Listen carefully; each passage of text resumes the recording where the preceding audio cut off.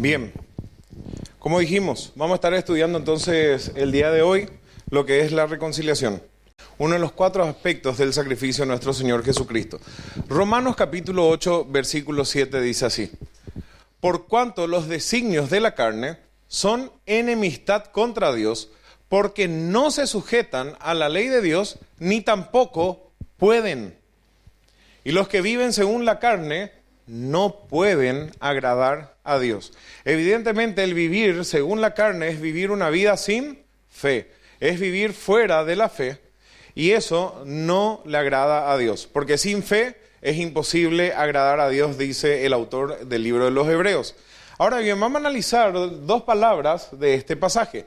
Dice que los designios de la carne. Para repasar un chiquitito, nosotros podemos irnos a Gálatas capítulo 5, versículo 19, que dice así: Y manifiestas son las obras de la carne, que son adulterio, fornicación, inmundicia, lascivias, idolatría, hechicerías, enemistades, pleitos, celos, iras, contiendas, disensiones, herejías, envidias, homicidios, borracheras, orgías y cosas semejantes a estas, acerca de las cuales os amonesto, como ya os lo he dicho antes, los que practican tales cosas no heredarán el reino de Dios. Ahora bien, así como leímos Romanos 8:7 y dice que los designios de la carne son enemistad contra Dios porque no pueden sujetarse a la ley de Dios. Es imposible para una persona normal, común, querer hacer las cosas de Dios. Lo propio de la persona es generar estas manifestaciones. O vive en adulterio, o vive en fornicación, o vive en inmundicia, en lascivias, en prácticas ocultas, en enemistades, en pleitos, celos, iras. O sea, no tiene paz ni con Dios, ni tiene paz con el hombre. No tiene paz esa persona que vive según la carne. Y dice que es una enemistad. Y vamos a analizar un chiquitito la palabra enemistad. Viene del griego esdra, que es difícil pronunciar. Y nuevamente eso viene de una raíz griega que en el código de Strong es el número 2190. Literalmente significa hostilidad, razón para la oposición, enemistad o enemistado. Y esa raíz griega dice que es odioso, hostil, por lo general como sustantivo adversario, y se utiliza para Satanás. En otras palabras, es un enemigo. Entonces dice que la persona que vive conforme a la carne es un hostil, un odioso hacia Dios, es adversario de todo lo bueno. Es una persona que no vive en fe, al contrario, vive en los deseos de su mente, vive en los deseos de su carne, hace lo que quiere, vive como quiere, como si fuera que Dios no existe. No le importa a Dios, no hay caminos de paz. Toda su vida está inclinada hacia lo pecaminoso. Esa persona es una persona hostil para con Dios, es un enemigo de Dios, es odioso a la persona de Dios. Dios resiste a esa persona porque esa persona vive en altivez, no se postra delante del señorío de Dios. Pasamos y vemos otras implicancias y otros pasajes de la palabra de Dios. Santiago 4:4 dice: Oh almas adúlteras, ¿no sabéis que la amistad del mundo es enemistad contra Dios? Cualquiera que quiera ser amigo del mundo ya se constituye en enemigo de Dios. Y una gran pregunta que tenemos que hacernos: ¿querés ser enemigo de Dios? Solamente basta con querer y desear ser amigo del sistema de este mundo, querer adaptarte a la filosofía del mundo, de cómo viven en todo este tiempo, y no llevar en cuenta los principios bíblicos. El solo hecho de desear eso ya te hace enemigo de Dios. Ya sos culpable y sos hostil delante de Dios. Y Dios te dice: oh alma adúltera. Efesios 2:1, hablando de la condición de todos antes de Cristo, dice: y Él os dio vida a vosotros cuando estabais muertos en vuestros delitos y pecados. en los cuales anduvisteis en otro tiempo. ¿Cómo andábamos en otro tiempo? Siguiendo la corriente de este mundo, la filosofía de este mundo, la forma de vida de este mundo. El creyente vive conforme a principios establecidos en la palabra de Dios. Aprende y quiere hacer lo que está establecido en la Biblia. Entonces, anteriormente, en otro tiempo, tiempo pasado, es cosa del pasado esto, nosotros seguíamos la corriente de este mundo. ¿Conforme a quién? Conforme al príncipe de la potestad del aire. El espíritu que ahora está operando en los hijos de desobediencia. Hay un contraste claro entre aquellos que viven por fe y para fe, que aquellos que viven en la carne, cuyos designios no se pueden sujetar a la ley de Dios, sino que viven pecando y es más, planifican pecar. Se preparan para pecar, planean. Esas personas que tienen ese hábito y esa práctica de pecado no son salvos. Están muertos espiritualmente, por eso hacen eso. Efesios 2:3 agrega, entre los cuales, tiempo pasado, todos nosotros vivimos en otro tiempo en los deseos de nuestra carne, haciendo la voluntad de la carne y de los pensamientos, y éramos por naturaleza hijos de ira, lo mismo que los demás. ¿Se dan cuenta cómo una y otra vez dice, anduvisteis en otro tiempo? En otro tiempo vivimos nosotros en los deseos de nuestra carne. Éramos, tiempo pasado. Ya no somos más eso. Ahora somos hijos de Dios. Ahora ya no vivimos conforme a la carne, sino conforme al Espíritu. Ahora andamos en obediencia, andamos por fe y para fe. No opera en nosotros el espíritu satánico de desobediencia. Ya no somos más esclavos del pecado, sino fuimos libertados por Cristo para vivir una vida nueva. Entonces, podemos ver que todo ser humano está enemistado con Dios por causa de sus pecados. No tenemos que justificar nuestros pecados nunca. El pecado no tiene justificación delante de Dios. Es pecado y punto. Señor, he pecado contra ti. Mira así el rey David cuando había pecado con Betsabé, cuando confesaba, y sí, yo pequé porque estaba aburrido, ¿por qué? Esas son excusas. Siempre nosotros estamos llenos de excusas para pecar. Y las excusas se van a terminar el día que estemos frente a Cristo. Cuando estemos en el tribunal de Cristo, toda excusa se va a terminar para el creyente. Y por supuesto, cuando estén los inconversos, los que no creen, frente a Dios en el juicio del gran trono blanco, ya no hay remedio para sus vidas. Solamente ellos pueden esperar una expectación de horror y de juicio, sufrimiento eterno. Entonces, todo ser humano, a causa de su pecado, que no tiene justificación, o pecaste o no pecaste, él está enemistado con Dios. La actitud independiente del que elige su propio camino, de vivir su vida según su parecer y no conforme a la palabra de Dios, esa es una persona que vive en pecado. Vuelvo a repetir. Muchas veces tenemos una actitud independiente y elegimos nuestro propio camino. Decidimos en nuestro corazón pecar. Cuando yo decido no congregarme, yo decidí pecar. Decidí vivir una vida independiente a Dios. Cuando yo decido hacer cosas que están mal, mentir, estafar, calumniar, chismosear, lo que ustedes quieran llamarle, es una actitud independiente al camino de Dios. No es el camino que Dios trazó para que nosotros anduviésemos por Él.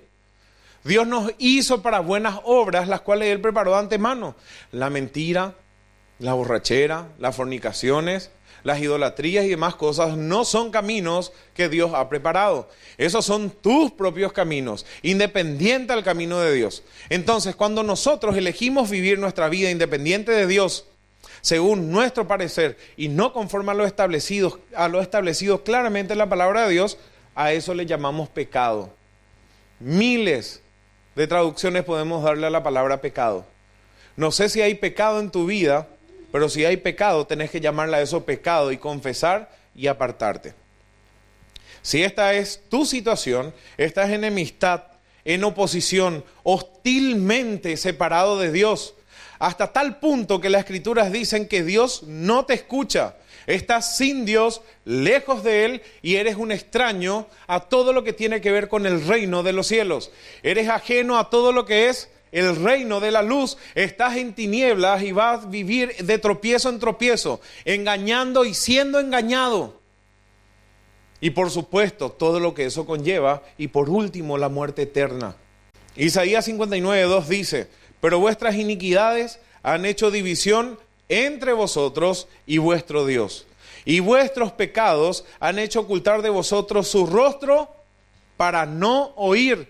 Ni siquiera Dios te escucha, ni siquiera te presta atención. No hay remedio. Necesitamos que alguien nos acerque a Dios, porque nosotros, por nosotros mismos, no podemos. Dios ni siquiera nos presta atención.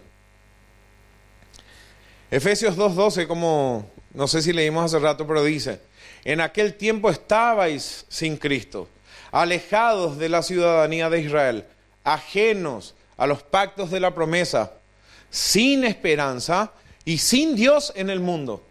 Antes de Cristo todos nosotros estábamos sin esperanza y sin Dios en el mundo. Esta es la situación, hermanos, en que se encuentran las personas que están afuera. Esta es la situación desesperante de cada ser humano. Necesitan con apremio que nosotros le hablemos de Cristo. Necesitan realmente que nosotros le compartamos el mensaje de salvación que algún día nos compartieron a nosotros. No tenemos que ser indolentes con eso. Tenemos que tener temor reverente y ser gratos. Tenemos que tener gratitud hacia el Señor y testificarle a aquella persona porque se está yendo al infierno. Invertir nuestros esfuerzos, invertir nuestro tiempo, invertir nuestra familia. Pablo dice: por más que se deshaga este tabernáculo, no me importa, yo voy a poner mi cuerpo en el servicio al Señor hasta la muerte incluso. Y lo hizo así. Y todos los apóstoles llegaron a ser así. Él dice que hacía de todo para no poner tropiezo a los escogidos. Aquellos que iban a ser salvos, él se esforzaba, no se quedaba quieto. Así también nosotros. Estas personas están sin esperanza. Qué terrible es vivir sin esperanza. Qué tediosa se vuelve la vida cuando uno no tiene esperanza. No tiene sentido para nada. Comamos y bebamos porque mañana moriremos, dice la Biblia. Es la conclusión a la que la mayoría de las personas llegan. Entonces viven la vida como quieren. Y dicen, y es más, hay personas que cantan incluso: solo se vive una vez, así que vamos a gozarnos de la vida. Y gozarse de la vida para ellos, ¿qué es? Vivir en sus delitos y pecados. Nadie te dice lo que tienen, nadie te tiene que decir lo que tenés que hacer. Viví la vida porque se vive una sola vez. ¿Y qué es vivir la vida para ellos? Adulterar, fornicar, emborracharse. Eso es ser feliz, supuestamente. Hasta que todo eso les llega a asquear y terminan suicidándose muchas de esas personas. Mateo capítulo 7, versículo 19 dice lo siguiente: todo árbol que no da buen fruto es cortado y echado en el fuego. Es una afirmación categórica. No hay forma de interpretar de otra manera. Todo árbol que no da buen fruto es cortado y echado en el fuego, porque no sirve para otra cosa. Así que, por sus frutos los conoceréis. No todo el que me dice, Señor, Señor, entrará en el reino de los cielos, sino el que hace la voluntad de mi Padre que está en los cielos. Muchos me dirán en aquel día, en el día del juicio final: Señor, Señor, ¿no profetizamos en tu nombre?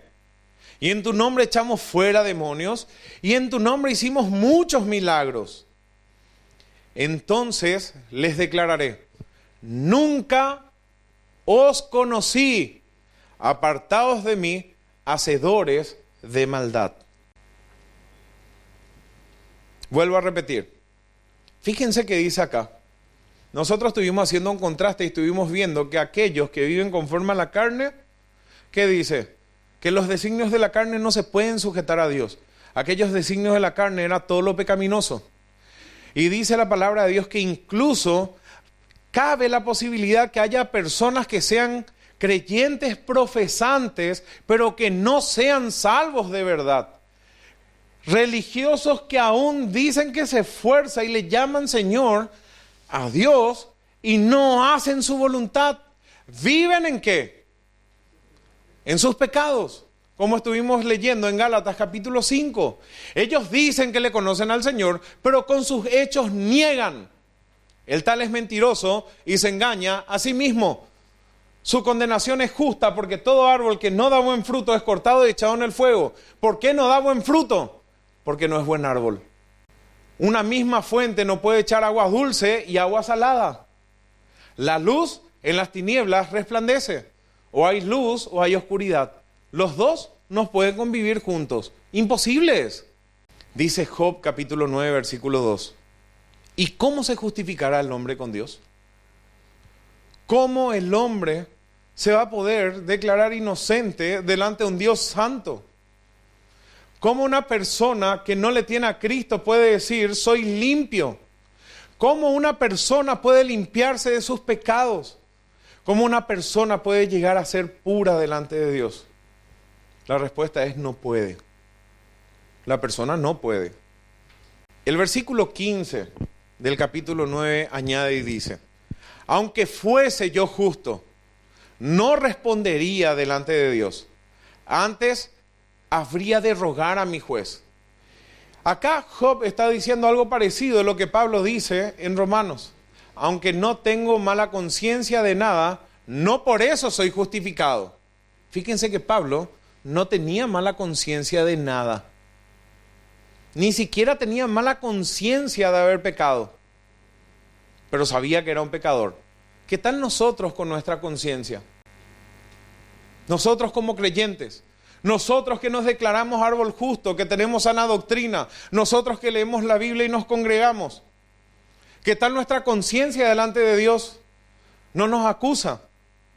No nos reprende el Espíritu Santo. Estamos haciendo lo que tenemos que hacer, porque cuando hayamos hecho todo lo que teníamos que hacer, tenemos derecho a llamarnos siervos inútiles, porque hicimos lo que correspondía. Estás haciendo lo que te corresponde. O literalmente no sos árbol bueno. Si fuiste plantado en la viña del Señor, tenés que dar frutos de justicia. Sí o sí, no queda otra, no hay remedio. El creyente da frutos de justicia o no es creyente. Aunque fuese yo justo, no respondería. Antes habría de rogar a mi juez.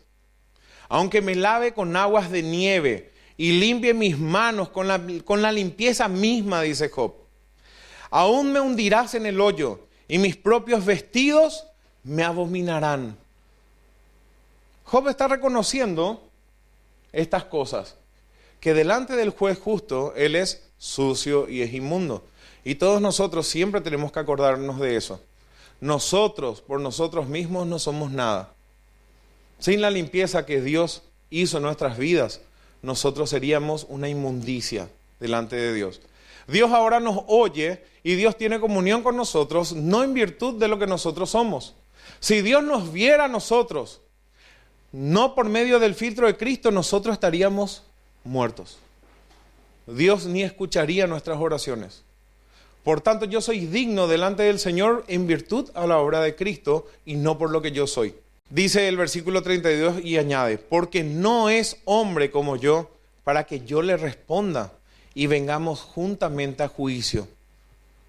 Jamás voy a poder altercar con Dios, dice. ¿Quién quiere establecer un juicio con Dios? ¿Quién se quiere declarar inocente delante de Dios y que Dios venga y le juzgue? Si Dios te tiene que juzgar hoy día, ¿cómo saldrías? ¿Inocente o culpable? Y agrega Job, no hay árbitros o no hay entre nosotros árbitro que ponga sus manos sobre nosotros dos. En un momento dado dice, no hay árbitro. La palabra árbitro es mediador. Job está reconociendo que necesita realmente un mediador. Dice 1 Samuel 2:25, atiendan bien. Si pecare el hombre contra el hombre, los jueces le juzgarán. Mas si alguno pecare contra Jehová, ¿quién rogará por él? Consideren lo que dice este pasaje. Si yo peco contra algún ser humano, no importa cuál sea, los jueces están para juzgarme, que son otros seres humanos. Pero si yo alevosamente desafío la autoridad de Dios, ¿quién va a rogar por mí? Nadie. Necesito realmente un mediador. Romanos 1:18 dice claramente: pues la ira de Dios se manifiesta desde el cielo contra toda impiedad, o sea, falta de reverencia, e injusticia, el no cumplir la ley, de los hombres que detienen con injusticia la verdad. O sea, la ira de Dios se manifiesta contra toda falta de reverencia a su nombre. Ustedes saben que Dios exige reverencia a su nombre. Dios exige reverencia absoluta. Hay muchas personas que no son reverentes delante de Dios. No le honran a Dios. Imagínense si nosotros como padres muchas veces nos disgustamos cuando no nos honran nuestros hijos, ¿cuánto más Dios? ¿Cuánta más honra merece aquel que vive y reina por los siglos de los siglos? ¿Es honrado por usted? ¿Somos nosotros realmente le damos, mejor dicho, honra a Dios? ¿O hay falta de reverencia? Toda persona necesita reconciliarse con Dios. Ahora bien, ¿qué es la reconciliación? ¿Cómo la obtengo? La reconciliación podemos definir como el cambio de relación entre dos personas, de un estado de enemistad y alejamiento por un estado de paz y comunión. Vuelvo a repetir, la reconciliación definimos como el cambio de relación entre dos personas, de un estado de enemistad y alejamiento por un estado de paz y comunión. La persona que no tiene a Cristo como Señor y Salvador está en un estado de enemistad y alejamiento de Dios, como ya leímos anteriormente en aquellos versículos. Lejos de las promesas, sin Dios y sin esperanza en este mundo. Almas adúlteras, la amistad del mundo es enemistad contra Dios. Para que exista la posibilidad de reconciliación, entonces, necesitamos un mediador. El único mediador entre Dios y los hombres es nuestro Señor Jesucristo, a quien debemos proclamar. Tenemos que ir a proclamar el mensaje a la gente que está afuera y decirle: hay un árbitro. Cuando nosotros estamos en problemas judiciales y buscamos un abogado, necesitamos realmente un abogado de confianza. Necesitamos alguien que medie, alguien que sea digno de confianza, que nos solucione el problema. Jesucristo es el mediador. No es un mediador. Él es el mediador. Así como es el Cordero establecido o señalado por Dios, Jesucristo es el señalado por el Padre. Él fue declarado árbitro. Ningún otro. Los santos no, nada de estatuas no, ninguna religión, ningún pastor, solamente Jesucristo. Él es mencionado. ¿Querés solucionar tu problema conmigo? Andate junto al mediador. Él es el que puede traer la reconciliación. 1 Timoteo 2:5 dice: porque hay un solo Dios y un solo mediador entre Dios y los seres humanos, Jesucristo hombre, aquel que se encarnó, el verbo de Dios, que en el tiempo de la humanidad se hizo carne.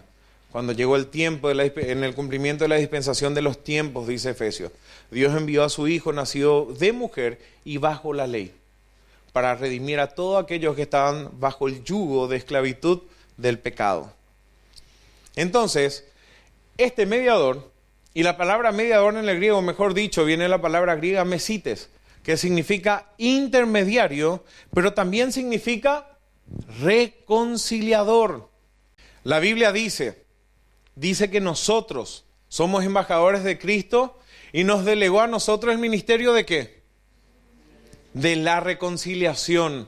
Nosotros lo que tenemos que hacer es traerle a la persona que no sabe quién es el mediador y tenemos que contarle en primer lugar. Ustedes saben que la gente no sabe que tiene un problema con Dios. Hay que ir a contarle eso. Vos tenés un grave problema con Dios, sos enemigo de Dios. Y nadie te puede solucionar el problema. Pero yo te voy a mostrar cuál es el camino que Dios estableció. Dios le señaló al Señor Jesucristo como reconciliador. ¿Se entiende? Yo tengo el ministerio de reconciliación. Tengo que traerle a la persona, no a la iglesia. Tengo que traerle a la persona no solamente al club de jóvenes. Yo lo que tengo que hacer es llevarle a la persona a Cristo. Yo tengo que presentarle al mediador, al que le puede solucionar el problema. Lógicamente con esto no le estoy diciendo no van a traer más invitados a la iglesia, tráiganle. Pero no se vayan a olvidar que ustedes le tienen que testificar a las personas. ¿Se entienden? Cuando vengan algún invitado, cuando estemos acá, ocupémonos en eso. No perdamos la oportunidad de presentarle al reconciliador. Ahí tenemos que apuntar siempre, si no, no tiene sentido. Vamos a leer Colosenses capítulo 1, versículo 12 en adelante. Dice así el apóstol: con gozo dando gracias al Padre que nos hizo aptos para participar de la herencia de los santos en luz, el cual nos ha librado de la potestad de las tinieblas y trasladado al reino de su Hijo amado. Atiendan bien.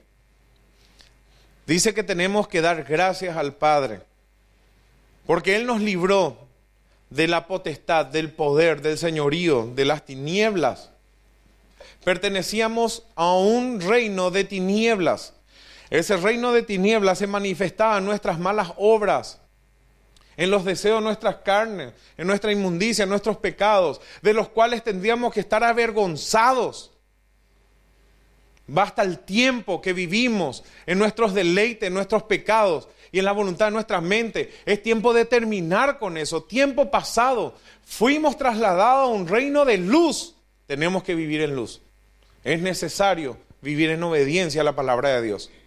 Nuestro objetivo tiene que ser eso. Ser hallados fieles.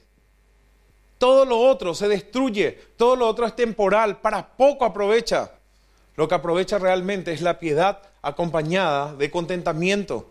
¿Cuánto ya creciste en el conocimiento de Cristo? Desde el día que le recibiste. O mejor dicho, desde el día que fuiste recibido a misericordia. Dios nos trasladó al reino de su Hijo amado. Ahora pertenecemos a un reino, el reino de la luz, y nuestro Rey es el Señor Jesucristo. Nosotros no podemos hacer lo que queremos, tenemos que hacer la voluntad del Rey. O si no, vamos a ser acusados de rebeldía. Y el pecado de rebeldía es como la hechicería. Dice que Él nos trasladó al reino de su Hijo amado, versículo 14, en quien tenemos redención por su sangre, el perdón de pecados. Él es la imagen del Dios invisible, el primogénito de toda la creación, porque en Él fueron creadas todas las cosas, las que hay en los cielos y en la tierra, visibles e invisibles, sean tronos, sean dominios, sean principados, sean potestades, todo fue creado por medio de Él y para Él. O sea, yo fui creado por medio de Él, pero también ¿para qué? Para Él. Dice que Dios, cuando le hizo a Eva, ¿le hizo para quién? Le hizo para el hombre. No le hizo para los hombres, le hizo para un hombre. Y Adán sabía que ella fue hecha para él, no había otra. ¿Se entiende? Es algo íntimo. Cristo te hizo para Él. Y Él es un Dios fuerte, pero también es un Dios celoso.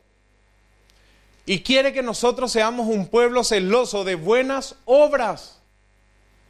Pueblo celoso de buenas obras. Y también dice a los pastores, y específicamente le dice a Tito, que procure que los de la iglesia de Creta se ocupen en buenas obras, porque eso es provechoso para ellos. Dejemos la pereza de lado y empecemos a trabajar para el que vive y reina, porque Él te redimió para Él, sos de su propiedad. Dice, y Él es antes de todas las cosas, y todas las cosas en Él subsisten.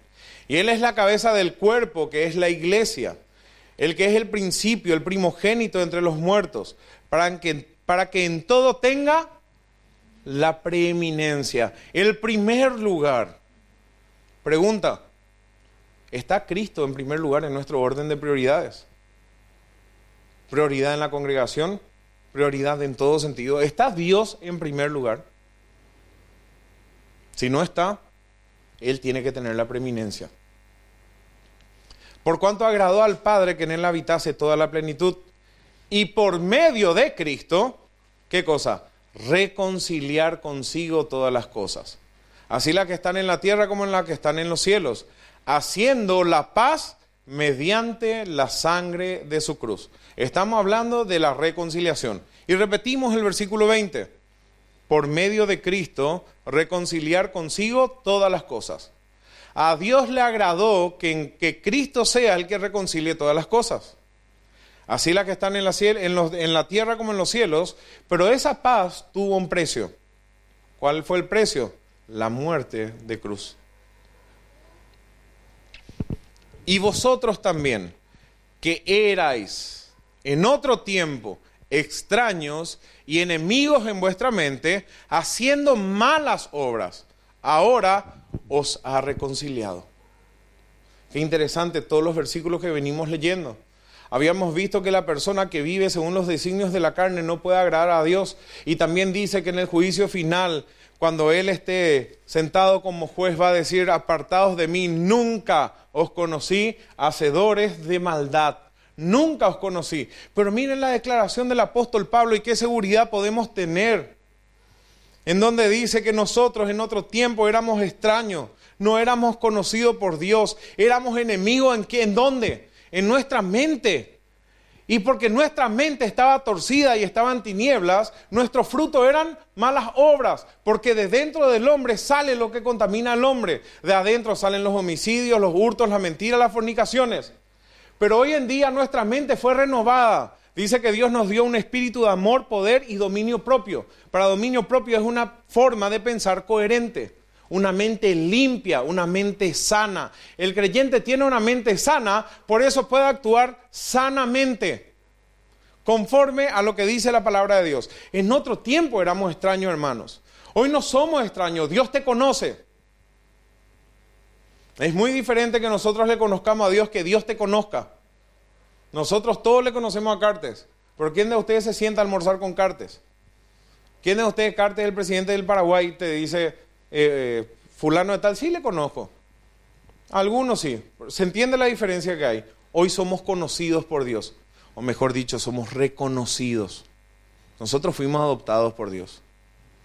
Nosotros tenemos un nombre dado por Dios. Nosotros somos hijos de Él. Él nos hizo aptos. Nosotros no somos bastardos, tenemos un Padre. Nuestro Padre es santo y nuestro Padre quiere que vivamos, ¿en qué? En santidad. Y no le gusta que seamos perezosos. A Dios le gusta que seamos diligentes. ¿Y cuánto más para su obra? No puedo yo negarme a la obra de Dios y me doy todo el placer por otro lado. Llorar miseria por un lado, pero invertir mi plata en otro lado. No puedo. Dice que nosotros ahora estamos en una posición que no se puede comprar. Estamos reconciliados con Dios. Hoy tenemos paz para con Dios. Esa paz que el mundo no puede experimentar. Esa paz que Jesucristo dejó. Nosotros hoy tenemos paz. No estamos en guerra con Él. Ahora os ha reconciliado en su cuerpo de carne por medio de la muerte, para presentarnos santos y sin mancha e irreprensibles delante del Padre. Colosenses 1:21 dice: a vosotros también, aunque en otro tiempo estabais excluidos, no formaban parte, éramos odiosos adversarios por tener la mente ocupada en esas malas obras. Pero ahora ya nos reconcilió.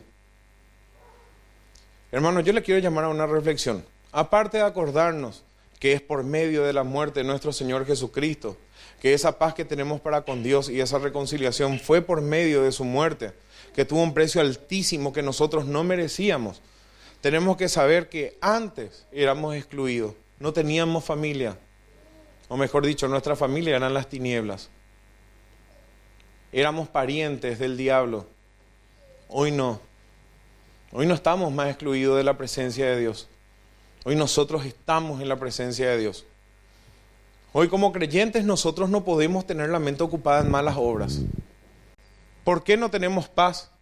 ¿Por qué andamos atribulados, cada momento, todos los días o cada semana? Es porque nuestra mente está ocupada en malas obras. No estamos ocupados en los negocios del Padre. Si nuestra mente estuviese ocupada en los negocios del Padre, sería diferente en nuestras vidas. Eso no quiere decir que yo no pueda tener momentos de relajación y demás cosas. Sí, cada cosa tiene su lugar. Pero mi mente no va a estar ocupada en cosas de las tinieblas. No voy a estar maquinando el pecado. Yo no tengo que dar lugar a eso. Una cosa es que vengan las ideas, otra cosa es que hagan nido. En el creyente no tiene que hacer nido. Romanos 5:10. Porque si cuando éramos enemigos fuimos reconciliados con Dios por la muerte de su Hijo, ¿cuánto más ya reconciliados seremos salvos por su vida? Hoy ya somos salvos y vamos a ser salvos porque Él nos reconcilió por medio de su sacrificio hecho en la cruz. Justificado pues por la fe, ¿qué tenemos? Paz para con Dios por medio de nuestro Señor Jesucristo. Romanos 5:1. Justificado pues por la fe tenemos paz para con Dios por medio de nuestro Señor Jesucristo. Y es lo que nos queda hacer a nosotros. En 2 Corintios 5:20 el apóstol dice: os rogamos, como si Dios rogara por medio de nosotros. Dios nos ruega, Dios manda que los hombres se arrepientan. Pero nosotros, conociendo el temor de Dios y lo que es la santidad de Dios y que Dios va a condenar a la persona porque es un juez justo, nosotros le decimos a las personas: reconcíliense con Dios. Están en un estado de enemistad, por favor consideren, se van a ir al infierno. Pero no tenemos amor por las almas. No tenemos ese sentir. Porque nuestra mente no está ocupada en las cosas de Dios. Nuestra mente está en cualquier otra cosa. Y cualquier otra cosa, yo le puedo decir que esa otra cosa en lo que está ocupada tu mente es tu Dios. Es tu ídolo. Y Dios lo va a destruir. No importa qué sea. Resumiendo, nosotros éramos enemigos de Dios por nuestros pecados. Pues los designios de la carne son enemistad contra Dios porque no se sujetan a la ley de Dios, ni tampoco pueden, por más que se esfuercen, no van a poder hacer. Pero Cristo nos dio la posibilidad de reconciliarnos con Dios porque Él abolió en su carne las enemistades que habían entre Dios y nosotros por medio de la muerte en la cruz. Y mediante la cruz reconciliar completamente, no parcialmente. Nosotros fuimos reconciliados completamente. Somos amigos de Dios, estamos en paz con Dios. Mediante la cruz reconciliar completamente con Dios a ambos en un solo cuerpo, el cuerpo de Cristo, matando al instante y para siempre en la cruz, ¿qué cosa? Las enemistades. De una vez y para siempre. Yo puedo decir con toda certeza, con toda seguridad y realmente con todo gozo, yo fui reconciliado por medio de la sangre de mi Señor Jesucristo. Yo fui reconciliado por la muerte de mi Señor.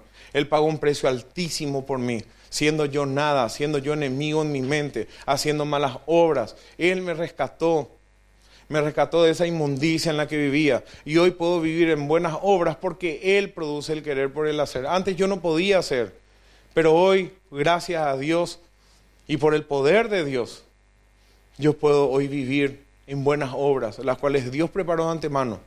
Y en esas buenas obras tenemos que insistirnos y estimularnos los unos a los otros. Cuando llegue el día que yo me enoje porque alguien me impulsa a que haga lo bueno delante de Dios, ese día yo perdí. No nos cansemos pues de hacer el bien y mostrar la misma solicitud del principio hasta el fin. Es necesario hacer eso.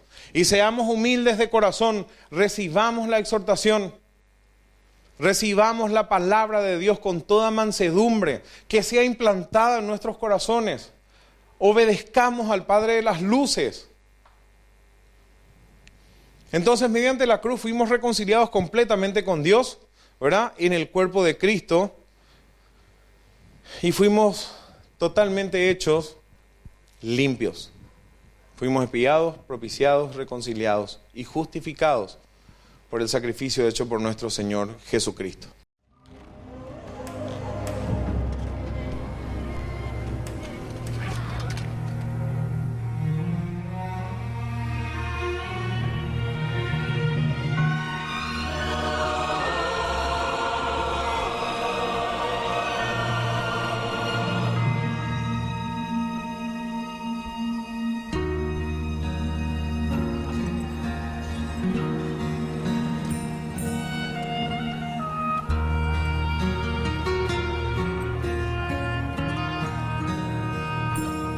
Por la vía dolorosa, triste un día en Jerusalén, los soldados abrían paso a Jesús, mas la gente se acercaba para ver al que llevaba aquella cruz. Le sangraban las heridas que por mí Jesús sufrió. Las espinas desgarrabanle su sien, pero más inmenso fue su amor por quienes él iba a morir. Por la vía dolorosa, que es la vía del dolor, como oveja vino Cristo, Rey y Señor, y fue Él quien quiso ir por su amor, por ti y por mí, por la vía dolorosa al Calvario y a morir.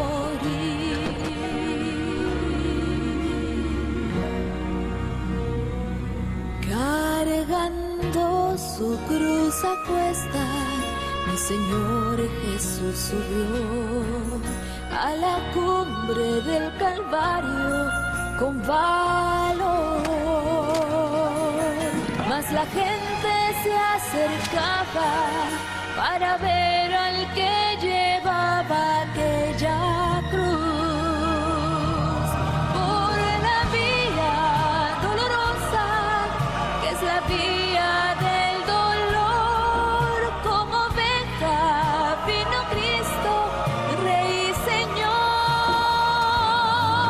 y fue Él quien quiso ir por su amor, por ti y por mí, por la vía dolorosa al Calvario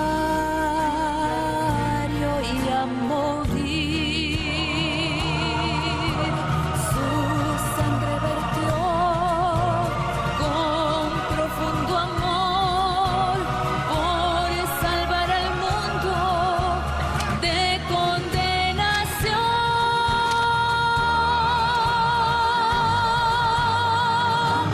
Por la vía dolorosa, que es la vía del dolor, como oveja vino Cristo, Rey y Señor,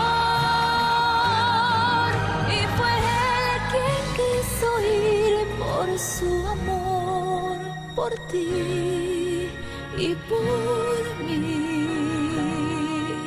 por la vía dolorosa al Calvario